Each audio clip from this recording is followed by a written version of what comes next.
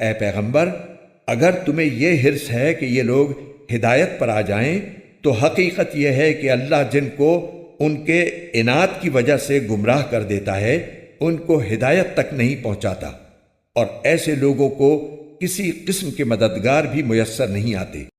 اور ان لوگوں نے بڑا زور لگا لگا کر اللہ کی قسمیں کھائی ہیں کہ جو لوگ مر جاتے ہیں اللہ ان کو دوبارہ زندہ نہیں کرے گا۔ بھلا کیوں نہیں کرے گا؟ یہ تو ایک وعدہ ہے جسے سچا کرنے کی ذمہ داری اللہ نے لے رکھی ہے، لیکن اکثر لوگ جانتے نہیں ہیں۔ دوبارہ زندہ کرنے کا یہ وعدہ اللہ نے اس لیے کیا ہے تاکہ وہ لوگوں کے سامنے ان باتوں کو اچھی طرح واضح کر دے جن میں وہ اختلاف کر رہے ہیں، اور تاکہ کافر لوگ جان لیں کہ وہ جھوٹے تھے۔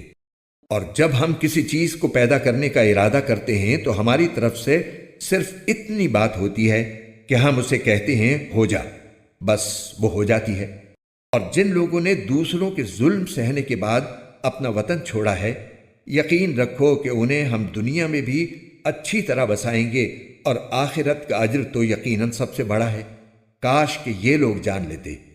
یہ وہ لوگ ہیں جنہوں نے صبر سے کام لیا ہے اور جو اپنے پروردگار پر بھروسہ رکھتے ہیں۔